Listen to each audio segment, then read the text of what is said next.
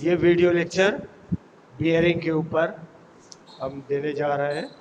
Bearing के ऊपर बताने जा रहे हैं आपको हम कि बियरिंग का एप्लीकेशन क्या होता है, कैसे वर्क करता है, ये क्या उसका मटेरियल रखा जाता है, कितने टाइप के बियरिंग होते हैं, ये सब थोड़ा सा हम लोग डिटेल में थोड़ा डिस्कस करेंगे। ठीक है, तो पहले सबसे पहली बात है इंट्रोडक्शन।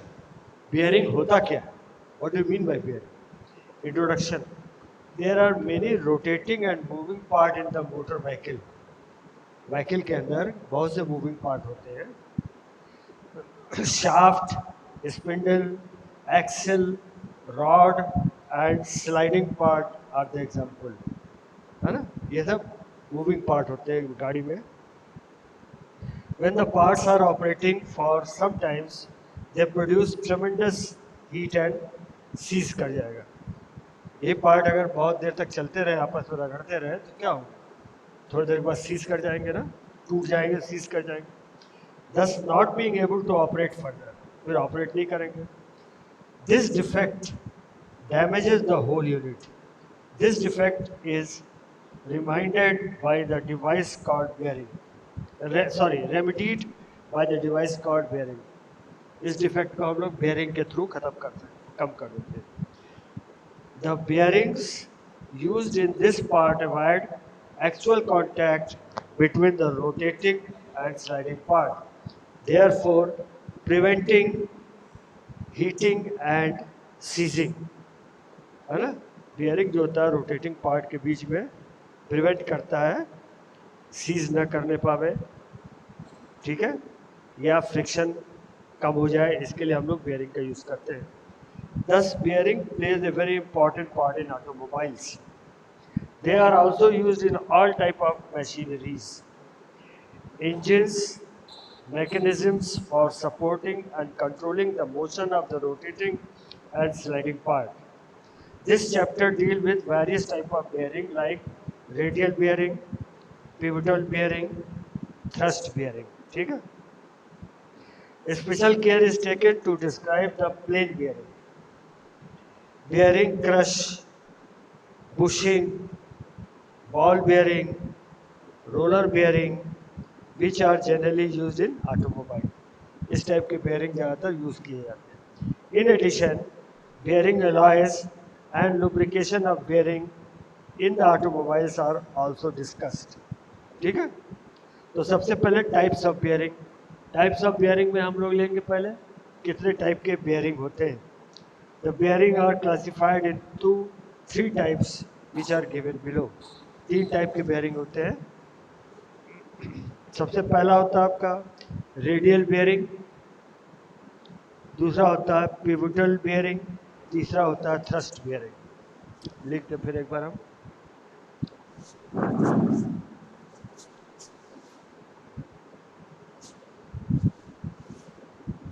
टाइप्स।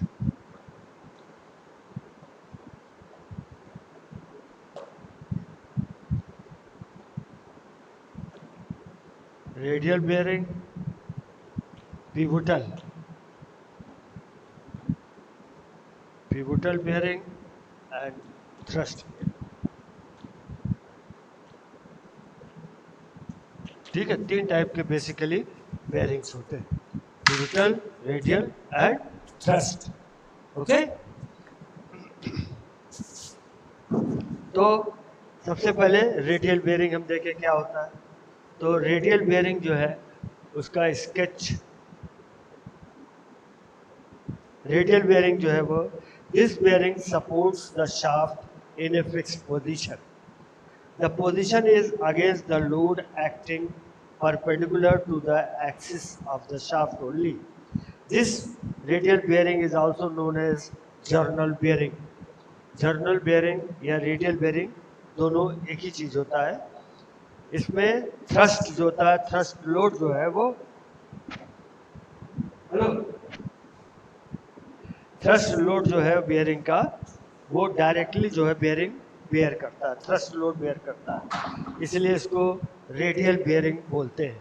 ठीक है, रेडियल बेयरिंग इसलिए इसको बोला जाता है कि ये डायरेक्ट थ्रस्ट लोड जो है वो लेता है। ठीक है,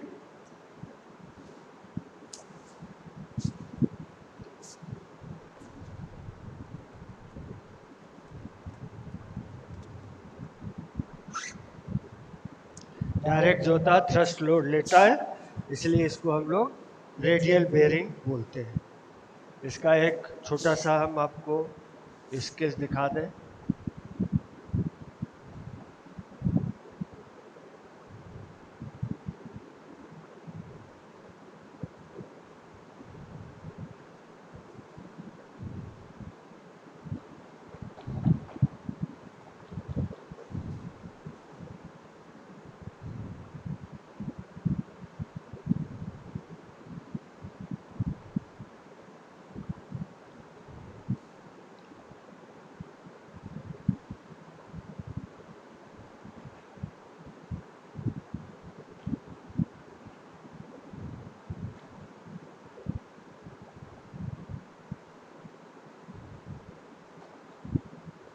ठीक है, रेडियल बेयरिंग जो हो गया वो कुछ फिगर इस टाइप का है जो बनाया हमने अभी आपको दिखाने के लिए।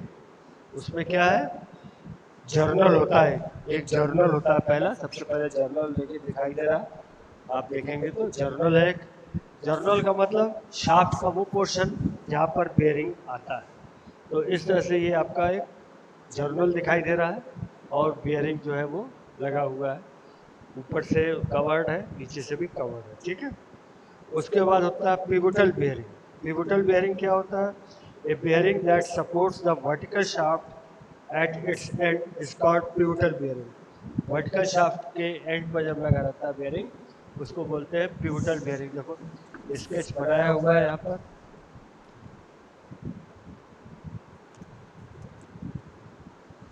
स्केच बनाया हुआ पिवोटल बेयरिंग का।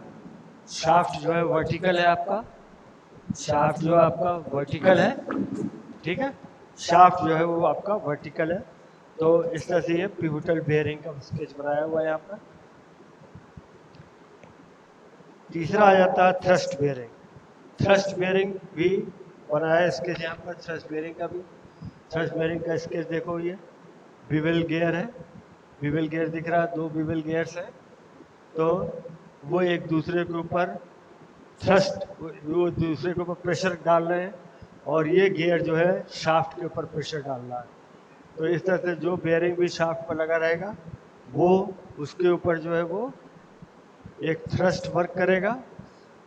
ठीक है, जो कि हॉरिजॉन्टल डायरेक्शन में उसकी होगा, प्लस रेडियल फोर्स तो रहेगा ही साथ में। तो इस तरह से थ्रस्ट बेयरिंग काम करता है। तो थ्रस्ट बेयरिंग में हो गया आपका कि एक रेडियल फोर्स भी रहेगा और दूसरा एक हॉरिजॉन्टल फोर्स भी आ सकता है। फिर bearing used in automobile. Automobile में किस टाइप के बेयरिंग लगते हैं? Bearing used in automobiles are classified in 3 categories. 3 category में हम लोग ऑटोमोबाइल के बेयरिंग को डिवाइड करते हैं। पहला हो गया plain bearing, simple plain bearing होता है। दूसरा रोलर बेयरिंग होता है और तीसरा बॉल बेयरिंग होता है। प्लेन बेयरिंग, रोलर बेयरिंग और बॉल बेयरिंग। प्लेन बेयरिंग वही बेयरिंग हुआ जो अभी हमने उधर दिखाया है, जर्नल के साथ बेयरिंग दिखाई दे रहा है जो लास्ट में। तो ये आपका प्लेन बेयरिंग। प्लेन बेयरिंग मतलब सीधा एक इनर रेस है, आउटर रेस है और बीच में केज है, केज में बॉल लगे रहते हैं। बॉल का कांटेक्ट जो होता है वो इनर रेस आउटर रेस से पॉइंट कांटेक्ट होता है। ठीक है, तो इस तरह से ये सिंपल प्लेन बेयरिंग होता है। Plain bearing is simple radial bearing which supports the horizontal rotating shaft. The part of the shaft which rotates in the bearing is called journal. Journal जो शाफ्ट के अंदर जो पार्ट रोटेट करता है उसको journal बोला जाता है। The body of the plain bearing is of cast iron. Cast iron का बॉडी हो सकता है प्लेन बेयरिंग का। It has a lining of low frictional material which supports the shaft through the oil film. अब journal bearing में जो bearing लगा रहता है उस पर जो लाइनर होता है वो सॉफ्ट मटेरियल होता है, सॉफ्ट मटेरियल का होता है जो कि फ्रिक्शन लेस, फ्रिक्शन बहुत कम फ्रिक्शन होता है, लो friction material. On the crankshaft, the main journal and bearing work under the radial and thrust load. Radial load भी पड़ता है उसके ऊपर और कभी कभी थ्रस्ट लोड भी पड़ता है। The connecting rod bearing are designed for radial load only, the thrust being taken by the crank check crank check of the crank shaft, crank check of the crank shaft. तो ये कह रहे हैं मतलब plain bearing तो simple bearing हुआ, जिसमें एक इनर रेस है एक आउटर रेस है, इन दोनों के बीच में जो है वो हमारा इनर रेस आउटर रेस के बीच में जो है हमारा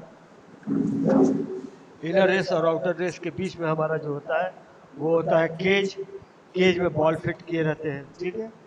उसके बाद नेक्स्ट हमारा जो आता है बेयरिंग में वो है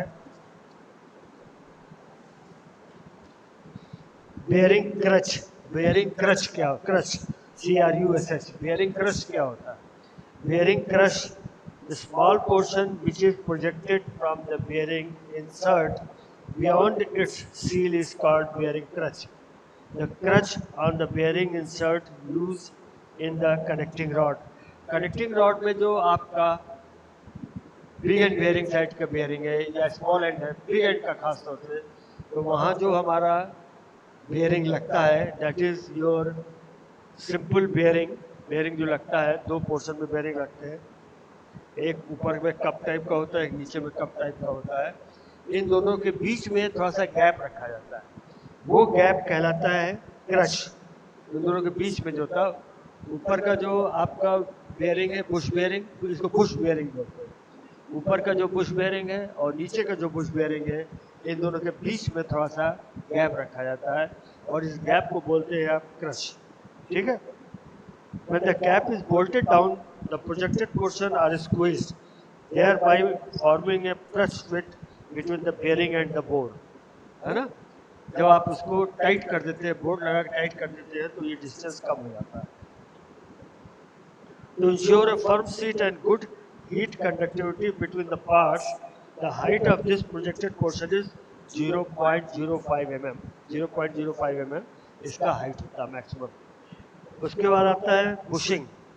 Bushing are clearly plain bearing made of bronze, brass, or bearing material. This bushing used mostly in motor vehicles, in water pump, ignition distributor, generator, steering suspension system, and control panel. Bush bearing में जो होता है सिर्फ plane material सिर्फ लगा रहता है, उसमें कोई बॉल वगैरह नहीं होता। बुश बेयरिंग में कोई बॉल नहीं होते। बुश बेयरिंग सिर्फ प्लेन मटेरियल लगा रहता है और उसका ही जो प्लेन मटेरियल होता है उसका ही बेयरिंग, जो प्लेन मटेरियल होता है वही बेयरिंग का काम करता है। It works as a bearing. जो प्लेन मटेरियल होता है that works as a bearing. Then ball and roller bearing. अब बॉल बेयरिंग क्या होता है, रोलर बेयरिंग क्या होता है?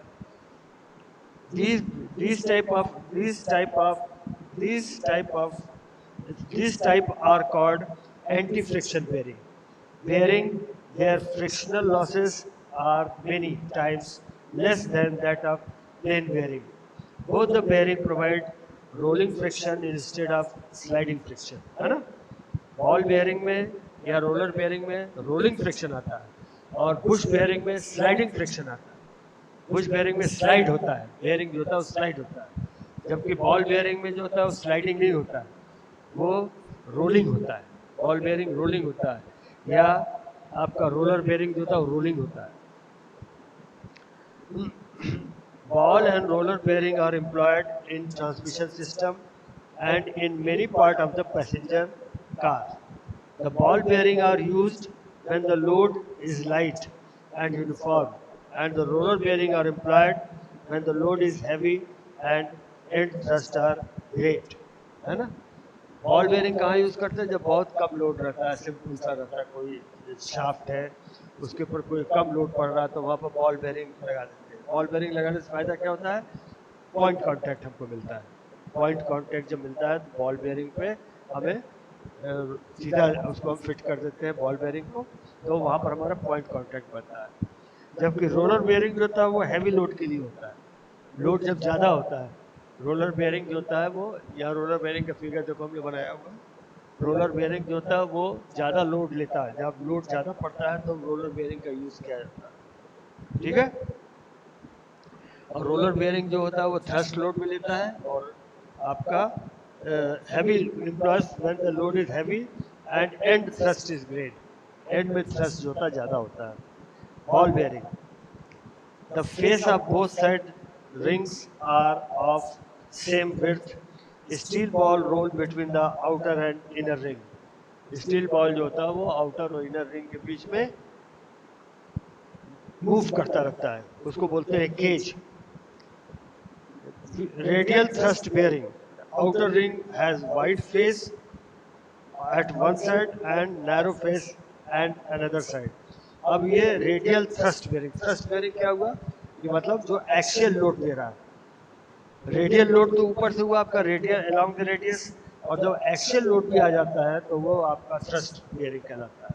तो थ्रस्ट बेयरिंग जो होता है उसमें जो इनर और आउटर रेस का जो गैप होता है वो एक साइड पर थोड़ा ज़्यादा होता है, एक साइड पर कम होता है, और बीच में बॉल जो होता है केज में रोटेट करते रहते हैं. इस तरह से जो बॉल होते हैं वो आपका रेडियल लोड भी ले रहे हैं और प्लस थ्रस्ट भी ले रहे हैं, थ्रस्ट लोड ले रहे हैं. क्योंकि एक साइड पर आपका इनर आउटर रेस का गैप कम है, दूसरे साइड पर इनर आउटर रेस का गैप ज़्यादा है. तो इससे क्या हो गया? इससे जिधर कम है उधर अगर बेयरिंग धक्का देगा, पुश करेगा, तो उधर थ्रस्ट लोड ले लेगा वो. और रेडियल लोड तो ऊपर से पड़ ही रहा है, तो ऊपर वाला लोड रेडियल लोड हो गया. The bearing for the front wheel has a special design of separable construction. In this, the ball assembly can be removed from both the inner and outer race. है ना? Ball के assembly को हम निकाल भी सकते हैं, अलग कर सकते हैं. This arrangement eases the process of packing of the assembly with the grease. Both the inner and outer rings have one wide and one narrow face. The clutch throw-out bearing is designed mainly for intermittent use. Generally, it has a lubricant sealed in for life. अब ये life long master seal bearing भी बोलते हैं इसको. Master seal bearing क्या होता है? जिसमें लुब्रिकेशन लाइफ लॉन्ग के लिए होता है. पूरा जब तक बेयरिंग लगी हुई है तब तक लुब्रिकेशन होता रहता है. ठीक है, उसमें अलग से हमको लुब्रिकेशन करने की जरूरत नहीं पड़ती. Then it is called master seal bearing. ठीक है. फिर आता है उसके बाद रोलर बेयरिंग. रोलर बेयरिंग में क्या चीज है हमारे पास? Roller bearing has rollers instead of ball. Roller bearings are classified into two parts: straight roller bearing and tapered roller bearing. अब चूंकि रोलर बेयरिंग में रोलर्स का जो कांटेक्ट होता है वो लाइन कांटेक्ट होता है. लाइन कांटेक्ट होता है आपका इनर रेस आउटर रेस. ठीक है ना? तो वो एक सिलेंडर का टाइप का ही रोलर होता है. देखो यहाँ दिखाया है ए और बी जब इक्वल होगा, सॉरी, जब ये ए जो है तुम्हारा वो और ये बी, ये उसका डायमीटर है और ये जो उसका लेंथ है. यहाँ पर देखो हमने दिखाया cylindrical roller bearing. Roller bearing की इनर आउटर रेस के बीच में सिलेंडर के फॉर्म में लगा हुआ है. A cage separates the roller which are allowed to roll between the outer and inner race. Three main type of straight roller bearing are used in the motor automobile. They are described as follows. तीन type के motor तीन type के roller bearings use किए जाते हैं वो automobile में. पहला हो गया स्क्वायर रोलर बेयरिंग, हमने कहीं लिखा भी हुआ है शायद. हाँ देखो लिखा मैट्रिक और स्क्वायर रोलर बेयरिंग. दूसरा हो गया journal roller bearing. Journal roller bearing यहाँ लिखा हुआ है जर्नल रोलर बेयरिंग. ठीक है. उसके बाद निडल रोलर बेयरिंग. तीन टाइप की बेयरिंग है. तो मैट्रिक स्क्वायर रोलर बेयरिंग का, in this type of bearing the length of the roller is about the same as its diameter. Length जो होता है रोलर का डायमीटर के बराबर होता है. देखो यहाँ पर स्क्वायर शेप में है ना, ये ए और बी बराबर है. Then journal type roller bearing. In this type, the length of the roller is much greater than its diameter. The roller may be solid or it may consist of hollow spiral spring wound on a strip of steel. अब जब A equal to B है तो ये आपका हो गया सीधा सीधा मैं स्क्वायर रोलर बेयरिंग. अब जब A is not equal to B, A is greater than B, then journal roller bearing हो गया वो. ठीक है. तो ये दो टाइप के हो गए, ए और बी साइज के ऊपर डिपेंड करते हैं. और तीसरा होता है needle roller bearing. In this type of bearing the rollers are much smaller in diameter than its length. ये देखो निडल रोलर बेयरिंग बीच में दिखा रहे हैं. A is much more greater than B. उसमें बी से ए का निडल टाइप. निडल का मतलब सुई होता है. सुई क्या होता है? पतला होता है लेकिन लंबा होता है. उस तरह से लिटिल रोलर बेयरिंग में भी यही चीज होती है, लंबा होता है और पतला होता है, ठीक है। Then comes tapered roller bearing. Tapered roller bearing अब क्या होता है? Tapered roller bearing consist of rollers with taper section, मतलब उसके सेक्शन जो होते हैं वो टेपर्ड होते हैं, टेढ़े होते हैं। वो दिखाई दे रहा है, देखो टेलर बनाया हुआ फिगर, उसके सेक्शंस जो होते हैं वो टेढ़े होते हैं, टेपर्ड रोलर बेयरिंग के। टेपर्ड रोलर बेयरिंग के सेक्शन टेढ़े होते हैं, ठीक है। There are two races, the inner race is termed as cone and the outer race is termed as the cap. Cone होगा ना, एक साइड पर कोन टाइप का होता है, दूसरी साइड पर जो होता है कैप टाइप का होता है। ये टेपर्ड रोलर बेयरिंग का, टेपर्ड रोलर बेयरिंग, जैसे आप एक कोन ले लीजिए, कोन को अगर काट दें बीच में से तो क्या बचेगा? Frustum of a cone. Frustum of a cone, एक साइड पर उसका चौड़ाई कम होगा, दूसरी साइड पर चौड़ाई ज्यादा होगा, तो इसको बोलते हैं टेपर रोलर। टेपर हो गया ना, मतलब जो आपका रोलर है वो taper form.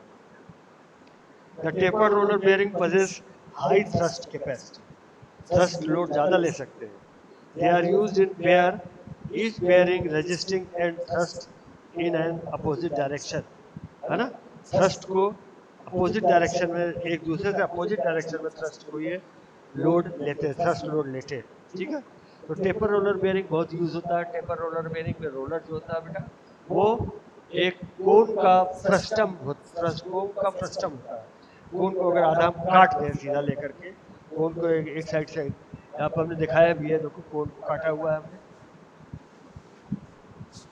This is the cone and this portion is the frustum of a cone, of a cone, ठीक है। ये फ्रस्टम ऑफ ए कोन हो गया। तो इस टाइप की जो बेयरिंग होती है वो टेपर्ड रोलर बेयरिंग कहलाती है। इनको अब बोलते हैं टेपर्ड रोलर बेयरिंग, क्योंकि एक साइड पर तो डायमीटर कम है, दूसरी साइड पर डायमीटर ज्यादा है। अब बेयरिंग एलॉयज के बारे में थोड़ा हम लोग डील करेंगे।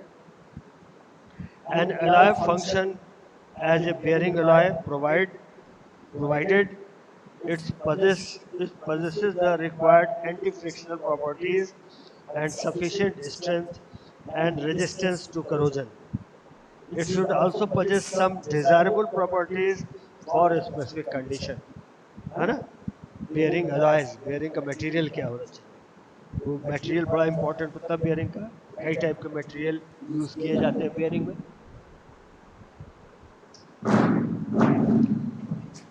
कई टाइप के मटेरियल यूज किए जाते हैं बेयरिंग में। तो सबसे पहले all alloy function as bearing alloy provided it possesses the required anti-friction property। इसके सबसे बड़ी इंपॉर्टेंट चीज है कि इसमें एंटी फ्रिक्शन प्रॉपर्टी होनी चाहिए, फ्रिक्शन को रेजिस्ट करने की प्रॉपर्टी होनी चाहिए।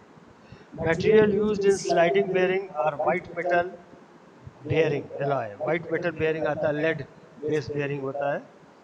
ब्रॉन्ज, ब्रॉन्ज यूज करते हैं। कॉपर लेड अलॉय, कॉपर के साथ कोई अलॉय मिला करके यूज करते हैं। Silver and lead aluminium alloy, aluminium भी यूज करते हैं।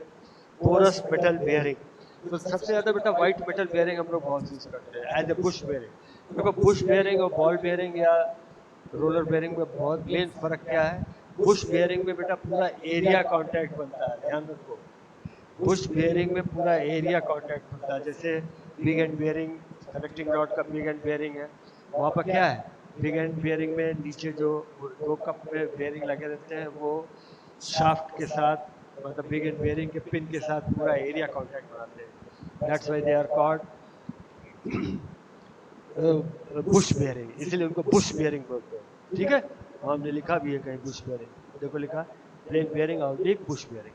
तो प्लेन बेयरिंग जो होता है वो बुश बेयरिंग, उसमें एरिया कांटेक्ट बनता है, ठीक है। Material such as plastic, carbon graphite, cast iron, steel, various carbide and sinister ceramics are also used for many special application। इसके अलावा और मटेरियल जो यूज किए जाते हैं वो आपके हैं, प्लास्टिक यूज किए जाते हैं, कार्बन ग्रेफाइट यूज किए जाते हैं, कास्ट आयरन यूज किए जाते हैं, स्टील यूज किया जाता है। Various carbide and sintered ceramic are also used for many special application. ये डिपेंड करता है कि एप्लीकेशन क्या है हमारा। For example, the composition of lead bearing alloy is given as follows. Lead bearing हमने बोला ना, लेड बेस बेयरिंग जो होते हैं उनकी कंपोजिशन हमने यहाँ लिखा भी है, इस तरफ लिखा है कंपोजिशन, आप देखेंगे तो कंपोजिशन में हम आपको पढ़ के बताते हैं क्या क्या कंपोजिशन होते हैं। सबसे पहले तो होता है एंटीमनी। एंटीमनी एक एलिमेंट होता है जो कि 10% होता है, मतलब लेड बेस एलॉय, अगर लेड मेन एलॉय है तो उसके साथ जो एलॉय बनाते हैं बेयरिंग का, उसमें कौन कौन से मटेरियल होते हैं।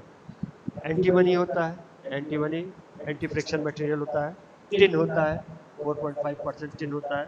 एंटीमनी ज़्यादा होता है, 10% के करीब होता है। कॉपर होता है, कॉपर भी जो होता है वो भी यूज़ किया जाता है as a, that is also use for the strength of the bearing, bearing के स्ट्रेंथ के लिए। और लेड जो होता है वो तो बेस है, वो तो 85% होता है। The lead-based bearing alloy are satisfactory for operation at medium and low speed or medium and heavy load. जहाँ लोड ज़्यादा होगा, स्पीड कम होगी, माइंड इट, लोड ज़्यादा है, स्पीड कम होगी, तो वहाँ पर हम आपका लेड बेस्ड एलॉय की बेयरिंग यूज़ करते हैं। The alloy containing lower percentage of lead are suitable for bearing for medium speed and medium load.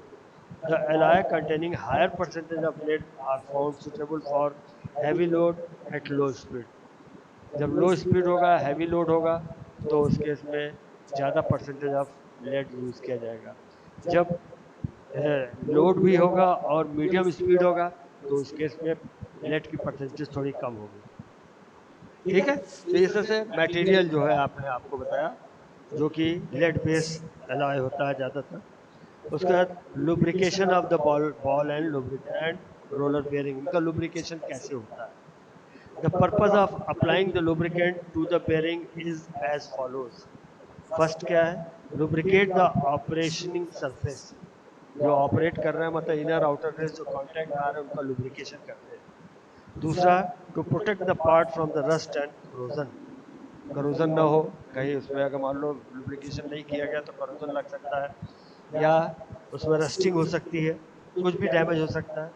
तीसरा, to keep out the foreign material, कोई बाहरी मटेरियल ना आ जाए उसमें, छोटे छोटे टुकड़े किसी और मटेरियल के ना आ जाए। चौथा, to reduce the bearing temperature, of course temperature is the main important. जब दो फ्रिक्शनल पार्ट आपस में मीट करेंगे तो फ्रिक्शन क्रिएट होगा, टेम्परेचर बढ़ेगा, उसको रिड्यूस करने के लिए ग्रीसिंग करते हैं, जिससे कि दो पार्ट मीट ना करें, उनके बीच में एक लेयर रहे लुब्रिकेंट का, जिससे कि दोनों पार्ट जो है वो फ्रिक्शनलेस वे में चल सके। ठीक है, lubricant are used depend upon the operating condition and the location of the bearing, कहाँ यूज कर रहे हैं आप बेयरिंग को उसके ऊपर डिपेंड करता है lubricant. Wheel and universal bearing are hand packed with special heavy grease, है ना। Wheel wheel and universal bearing are hand packed with special heavy grease. Grease retainers grease retainers protect many bearing, keeping out dirt seal in the lubricant. Grease जो होता है बहुत important होता है। जैसे semi solid, हमने बताया था आपको लुब्रिकेंट के बारे में, लुब्रिकेंट में 3 टाइप के लुब्रिकेंट होते हैं। एक तो लिक्विड लुब्रिकेंट हो गया, जो कि कम्प्लीटली लिक्विड होता है, जैसे ऑयल हुआ, ब्रेक ऑयल हुआ, या ऐसे ही फॉर्म के जितने भी लुब्रिकेंट होते हैं जो कि इंजन ऑयल वगैरह में यूज़ किए जाते हैं। ठीक है, इंजन ऑयल में यूज़ किया जाता है। दूसरा हमने बताया था semi solid type of lubricant, जो कि आपका ग्रीस होता है। ग्रीस सेमी सॉलिड होता है, ये फ्लो नहीं करता है, लेकिन वो दो लेयर के बीच में एक लेयर बना देता है, जिससे लुब्रिकेशन होता रहता है। तीसरा लुब्रिकेंट हमने बताया था सॉलिड टाइप ऑफ लुब्रिकेंट, जैसे ग्रेफाइट होता है। ग्रेफाइट स्प्रिंग जब प्रेस होता है बेटा, तब दो कॉइल आपस में टच कर सकते हैं, या लीफ स्प्रिंग जब फैलता है तो दो लीफ आपस में टच कर सकते हैं। इन दोनों के बीच में ग्रीसिंग कर देते हैं, तो ग्रेफाइट ऑयल के साथ मिला करके वहाँ पर हम ग्रीसिंग कर देते हैं। ठीक है, या ये आपका कोई, जैसे आप चेसिस है, चेसिस में भी कई पार्ट होते हैं आपस में मिलते हैं, है ना, नट बोल्ट कई जगह लगे रहते हैं, आपस में मेटिंग करते हैं, या सस्पेंशन सिस्टम चेसिस पर जहाँ फिट किया रहता है तो वहाँ भी आपको लुब्रिकेशन की जरूरत पड़ जाती है, तो वहाँ पर भी आप सॉलिड लुब्रिकेंट आप यूज़ करते हैं। सॉलिड लुब्रिकेंट में आपका ग्रेफाइट होता है, ग्रेफाइट के साथ ऑयल मिला के यूज़ करते हैं। ठीक है, lubricant are used depending upon the operating condition and location of the bearing, कहाँ पर बेयरिंग लोकेटेड है उसके हिसाब से लुब्रिकेंट यूज करते हैं। Wheel and universal bearing are hand packed with special heavy grease. Grease retainers protect many bearing, keeping out dirt, seal in the lubricant. Pressure gun is used for applying grease for lubricating the bearing, used in driven shaft and in water pump. Pressure gun अपना बेटा grease gun बोलते हैं। Grease gun में क्या होता है, हम piston के थ्रू प्रेशर देते हैं ग्रीस को। ग्रीस हमारा सिलेंडर में भरा रहता है, पिस्टन के थ्रू उसको प्रेशर देते हैं, उस प्रेशर से नोजल के थ्रू ग्रीस बाहर निकल के जाता है।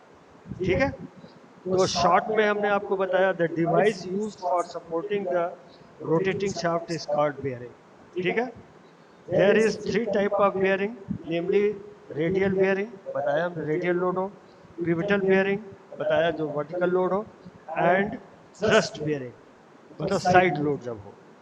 The bearing used in automobile are classified in three categories, namely plain bearing, roller bearing and ball bearing. Plain bearing, roller bearing and ball bearing. The crankshaft and connecting rod use precision type insert thrust bearing. Crankshaft और connecting rod में thrust type की bearing लगती है।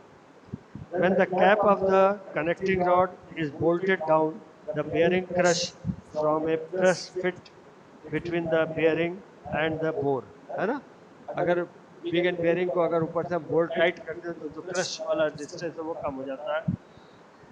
In automobiles bushing are used mostly in water pump and generator. Water pump और generator में automobile में bushing use किए जाते हैं। The straight roller bearing, the straight roller bearing are of three types: metric, square bearing, journal roller bearing type, and needle roller bearing। यहाँ हमने लिखा भी है, देखिए तीनों bearing टाइप का लिखा है, रेडियल, पिवटल, थ्रस्ट, और उसके अलावा metric, journal and needle. Metric roller bearing जिसमें कि आपके रोलर जो होते हैं वो ए और बी साइड बराबर होते हैं। जर्नल रोलर बेयरिंग में जो होता है वो आपका वो जर्नल हमने दिखाया वहाँ पर, जर्नल के ऊपर जो बेयरिंग लगे रहते हैं। निडल रोलर बेयरिंग में जो होता है वो साइज जो होता है वो A is much more greater than B, A is much more greater than B then needle roller bearing. The taper roller bearing has two races. The inner race The inner race is termed as cone and the outer race is termed as cup. Cone and cup हमने दिखाया था आपको taper roller bearing में। Bearing alloy should possess anti-frictional property. Anti-frictional property होनी चाहिए bearing alloy में, friction नहीं होना चाहिए, कम से कम होना चाहिए, and sufficient strength and resistance to corrosion. corrosion भी इसमें नहीं create होना चाहिए और उसके अंदर resistance भी होना चाहिए, उसके अंदर रेजिस्टेंस फेल नहीं करना चाहिए। Bearing should not fail at all.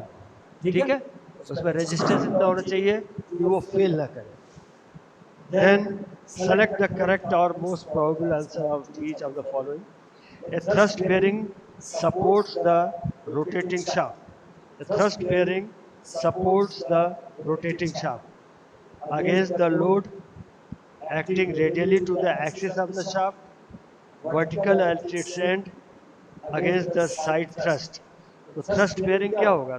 thrust bearing side thrust लेगा, रेडियल भी ले सकता है, thrust side thrust भी लेता है thrust bearing। If the engine run at high speed producing high temperature and load, the lining in the bearing are made of Babbitt metal, cadmium silver alloy, carbon graphite metal। If the engine runs at high speed, अब देखिए speed ज़्यादा है, producing high temperature and load, तो anti temperature होना चाहिए। The lining in the bearing are made of following, babbitt metal तो नहीं होगा चूंकि तो कम लोड के लिए होता है, कैडमियम सिल्वर अलॉय भी नहीं, तो कार्बन ग्रेफाइट होगा। कार्बन ग्रेफाइट जो होगा वो ज़्यादा स्पीड में भी काम करेगा, टेम्परेचर भी रजिस्ट करेगा। ठीक है, in the metric roller bearing the length of the roller is about the same as the diameter, है ना। मैट्रिक रोलर बेयरिंग मतलब ये आपका पहला वाला जो स्क्वायर रोलर हो गया, उसमें ए और बी हमने दिखाया है, ए और बी की लेंथ बराबर होती है, much greater than the diameter. नहीं, lesser than the diameter. There are cone and cup in radial ball bearing, ladle roller bearing, tapered roller bearing. Cone और cup किसमें होगा बेटा? Tapered roller bearing में होगा. Gear lubricant is used in bearing of water pump. Gear lubricant. Gear lubricant is used in case of water pump, differential and wheel. Gear का lubrication करना होगा तो कहाँ लगाओगे तुम? वाटर पंप में तो गियर होता नहीं है, डिफरेंशियल में गियर होता है, तो वहाँ पर डिफरेंशियल गियर में लगाते हैं. Then review question, how are the bearing classified? Describe any one type of bearing with sketch. ठीक है, ये क्वेश्चन आ सकता है. फिर क्वेश्चन आता है describe the plain bearing with diagram. Plain bearing एक सिंपल सा बेयरिंग, उसको डायग्राम के साथ एक्सप्लेन किया जा सकता है. Then, how is the precision insert thrust bearing used in crankshaft? Explain this with the neat sketch. Crankshaft में precision जो हम लोग लगाते हैं, journal bearing डालते हैं, लगाते हैं, जो कि आपका एरिया कांटेक्ट बनता है, वो कैसे उसमें और किस टाइप की बेयरिंग लगता है, that is the your bush bearing or it has got the area contact. What is the bearing crunch? How it is useful? Bearing crunch जब अपर कप लोअर कप के बीच में थोड़ा सा गैप छोड़ देते हैं साइड में, then that is called crush. Side में जब लोअर में थोड़ा सा गैप छोड़ देते हैं तो that is called crush. उससे ये है कि आपका जो ग्रीस वगैरह है या जो लुब्रिकेंट है वो वहाँ पर आकर के रुका रहता है और जरूरत पड़ने पर फिर वो रोटेट कर सकता है. Name the part in the automobile where the bushing are employed. Bush bearing कहाँ एम्प्लॉय करते हैं? क्रैंक शाफ्ट के हेड एंड पर. क्रैंक शाफ्ट का जो बिग एंड बेयरिंग साइड होता है वहाँ पर क्रैंक शाफ्ट के बिग एंड मेन बेयरिंग पर यूज़ करते हैं. कनेक्टिंग रॉड के big end bearing big end portion पर यूज़ करते हैं. Explain the ball and roller bearing. Compare the ball bearing with roller bearing. Ball bearing में सबसे सिंपल सा चीज़ है, बॉल बेयरिंग में पॉइंट कांटेक्ट बनता है अपर रेस और लोअर रेस के साथ, जबकि रोलर बेयरिंग में लाइन कांटेक्ट बनता है अपर रेस और लोअर रेस के साथ. वेरी इंपॉर्टेंट, अपर रेस लोअर रेस के साथ इसमें लाइन कांटेक्ट बनता है. Describe the radial thrust ball bearing. Describe the radial thrust ball bearing. Radial thrust ball bearing मतलब आपका थ्रस्ट लोड में ले रहा है, जिससे कि इनर रेस आउटर रेस का ओपनिंग जो है वो एक साइड पे थोड़ा ज़्यादा होगा, दूसरे साइड पे थोड़ा कम होगा और बीच में बॉल रोटेट करेगा. तो बॉल जो है वो थ्रस्ट रेडियल लोड तो लेगा ही आपका आउटर रेस से, साथ में जो गैप कम है उस तरफ वो थ्रस्ट लोड भी लेगा. ठीक है. Describe the straight roller bearing with 3 types. Straight roller bearing 3 type के कौन कौन से होते हैं? स्ट्रेट रोलर बेयरिंग में आपका ए इक्वल टू बी भी हो सकता है, A is greater than B हो सकता है और A is much more greater than B. That is your square roller bearing, journal roller bearing and little roller bearing. What are the material used in bearing alloy? So many materials are used. Base हमारा जो होता है copper होता है, antimony होता है, tin होता है, लेड होता है, सिल्वर होता है, बहुत सी चीज़ें हमारे बेयरिंग मटेरियल. टिन होता है, टिन भी बहुत यूज़ किया जाता है. सिल्वर होता है और भी वाइट मेटल बेयरिंग जिसको बोलते हैं, बैबिट मेटल जिसको बोलते हैं, that is lead base bearing material. Explain the lubrication of the bearing in a few part of the automobile. Lubrication कैसे करते हैं? या तो ग्रीस के थ्रू ग्रीस गन के थ्रू लुब्रिकेशन करते हैं या ऑयल में उसको डुबो देते हैं पूरा ले करके, उस तरह से भी हम लुब्रिकेशन कर सकते हैं. Next, the thing which I would like to provide you, and that is about muffler. Muffler क्या होता है? You must know what is muffler. Muffler के बारे में थोड़ा हम डिस्कस करेंगे आपसे. ये तो था बियरिंग के ऊपर.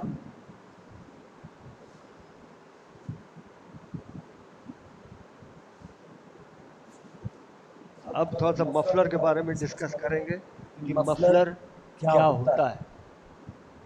ठीक है, मफलर के बारे में थोड़ा सा हम लोग डिस्कस कर लें.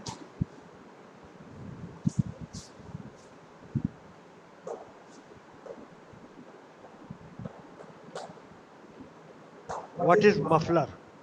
मफलर वो भी होता है जो विंटर में गर्दन में लपेट लेते हैं, आप उसको भी मफलर ही बोला है. The exhaust gas leaving the exhaust manifold with high pressure and also produce a loud noise. जब बेटा एग्जॉस्ट गैस निकलता है ना तो बहुत हल्ला मचाते हुए बाहर निकलता है. In order to reduce the noise as much as possible, a muffler or silencer is used in the exhaust system. The muffler is fitted between the exhaust pipe and the tail. है ना? हमारा जो exhaust निकलता है उसमें आवाज ना आए इसलिए हम लोग मफलर यूज करते हैं. मफलर के टाइप क्या क्या होते हैं वो हम लिख दे रहे हैं आपको. Muffler different type of muffler. पहला होता है absorber type.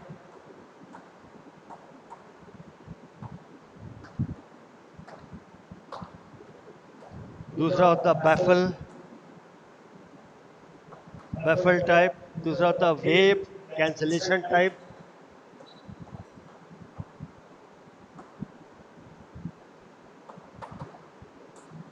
Wave cancellation type. और चौथा होता है resonance type.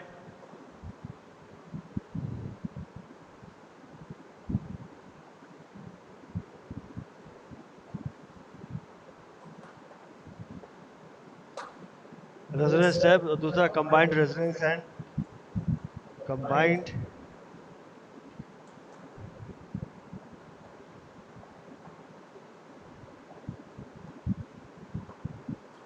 And absorber.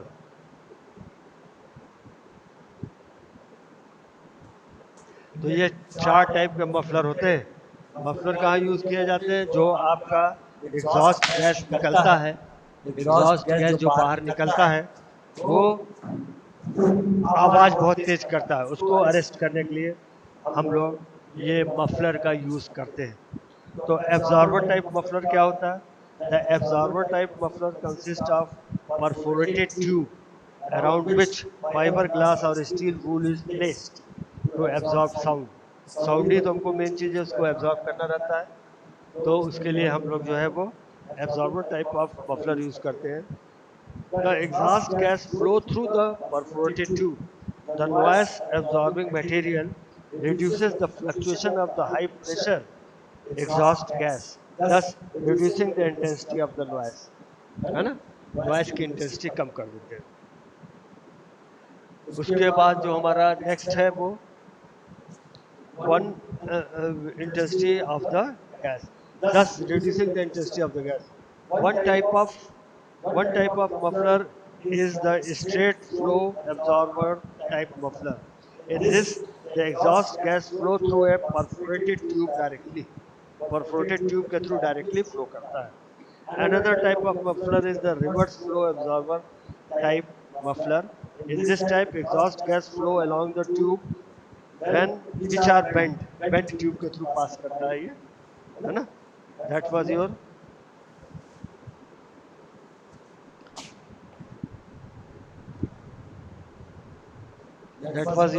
Absorber tube muffler भी इसी को बोलते हैं. उसके बाद baffle type of muffler. Baffle type of muffler has a cylindrical body inside which there are number of baffle which are spot welded. Spot welding किया जाता है. The main purpose of this baffle is to prevent the direct flow of exhaust gas. Thus, the exhaust gas travel through a longer path in the muffler. है ना? Exhaust gas जो होता है वो लंबे समय तक चलता है मफलर के अंदर.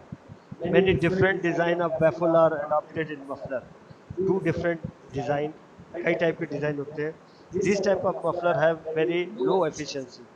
The flow of exhaust gas is resisted by the baffle. Flow जो होता है baffle के थ्रू रोक देते हैं जिससे आवाज कम होगी.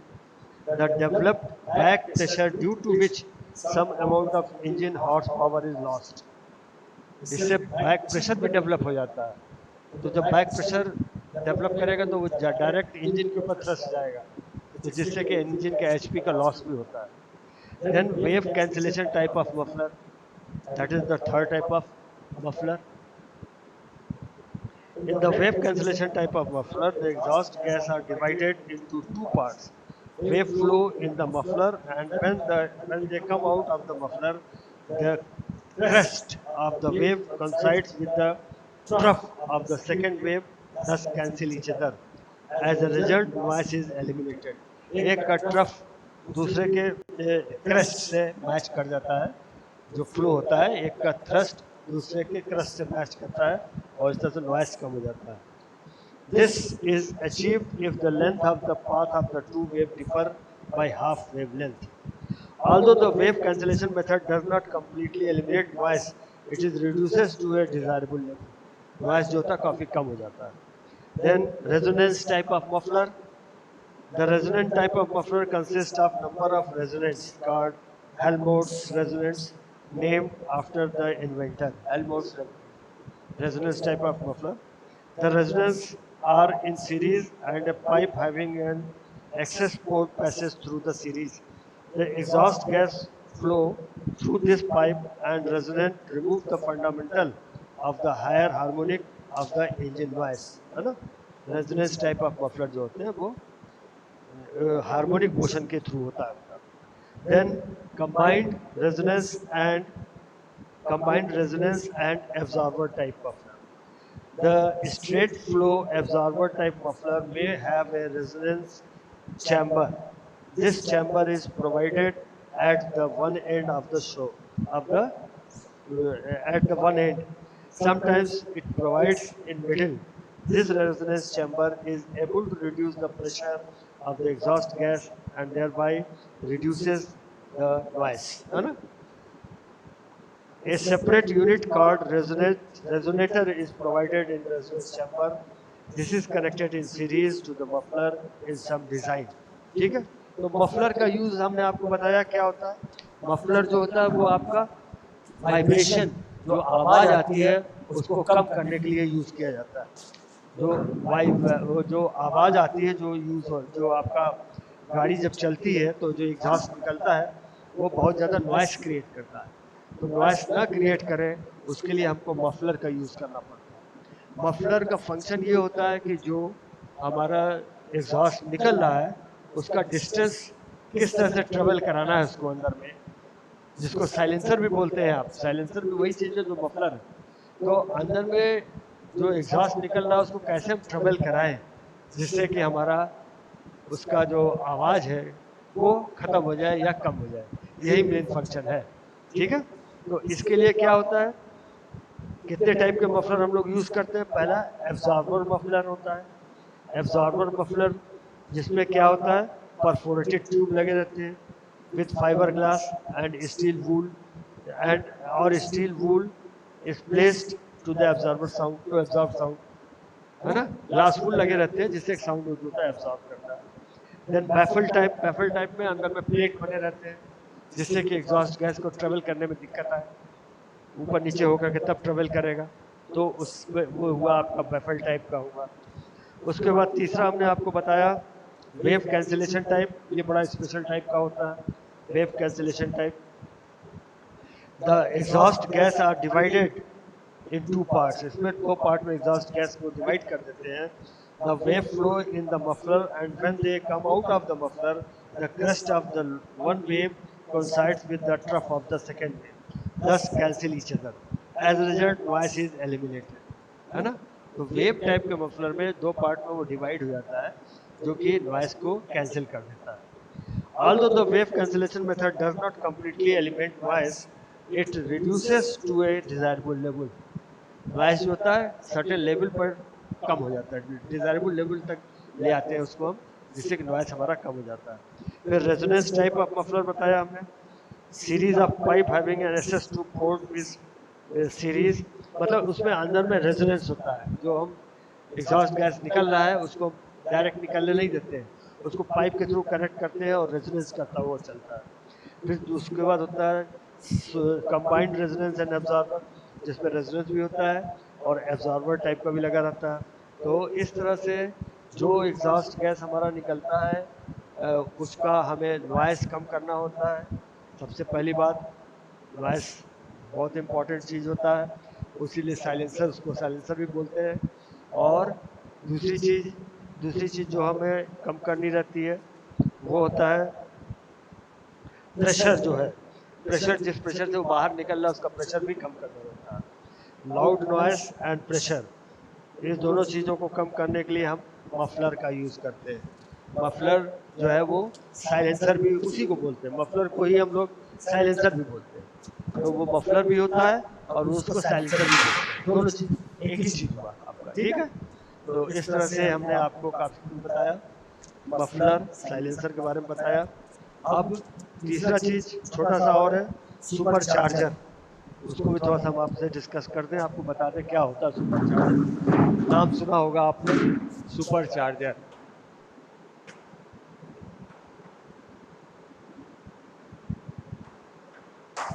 सुपर चार्जर क्या होता है, गाड़ी में यूज होता है, फ्रिक्वेंटली बहुत यूज होता है गाड़ी में सुपर चार्जर। तो सुपर चार्जर क्या होता क्या है? There are three type of super charger, centrifugal type, root type and vane type. Centrifugal type, root type और वेन टाइप, तीन टाइप के सुपर चार्जर होते हैं, यूज किए जाते हैं। The centrifugal type supercharger is commonly used in automotive engines. Automobile में centrifugal type of supercharger ही यूज किया जाता है। A V belt from the engine pulley runs the centrifugal supercharger. First, the air-fuel mixture enters the impeller at the center and then passes through the impeller and the diffuser vanes. Finally, it enters the volute casing and mixture goes to the engine from the casing. Now, this mixture is supercharged at high pressure. है ना? Supercharger मतलब extra आप उसको fuel air mixture देते हैं, तो that is supercharger. High pressure forces 30% more air fuel mixture into the combustion chamber of the engine. The impeller run at a very high speed, around 80,000 revolution per minute. बहुत तेज चलता है revolution per minute.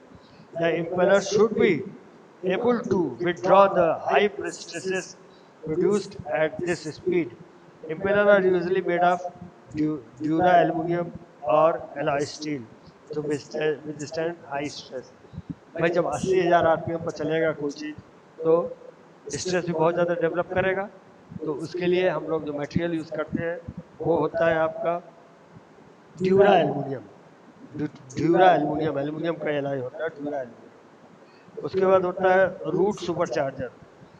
It has two rotor epicycloidal shape. दो rotor होते हैं, एक 90 degree पर एक दूसरे से लगे रहते हैं, एपीसाइक्लोइडल शेप के होते हैं, शाफ्ट के ऊपर माउंटेड रहते हैं। One rotor is connected to the other one by means of a gear. The gears are of equal size and therefore the two rotor rotate in the same speed. दोनों rotor जो होते हैं हमारे same speed पर run करने चाहिए, अलग अलग स्पीड पर नहीं तो टूट जाएंगे वो। Root supercharger operate like a gear pump. Gear pump तो जानते ही आप, गियर पंप में बताया था हमने, टीथ जो होते हैं मैच करते हैं और केसिंग और गियर के बीच में से ऑयल जो होता है वो पास करता है। Then vane type of supercharger, उसके बाद होता है वेन टाइप ऑफ सुपरचार्जर। वो क्या होता है when type of supercharger? A simple construction of when type supercharger. There is a drum inside the body of the supercharger and number of vanes are mounted on the drum. Drum के ऊपर से कई when लगे रहते हैं। The veins can slide in or out against the force of the spring. Due to this arrangement, the veins are always in contact with the inner surface of the body. The shape, the space between the inner surface of the body and the drum decrease from the inlet to outlet side.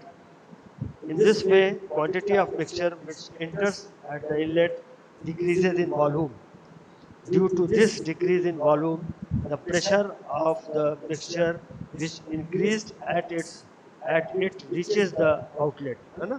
Pressure बढ़ जाता है, जब एक जगह increase volume है दूसरी जगह decrease volume है, तो जब इंक्रीज से डिक्रीज में जाएगा तो प्रेशर बढ़ जाएगा। Location of supercharger, supercharger is usually placed between the carburettor and engine.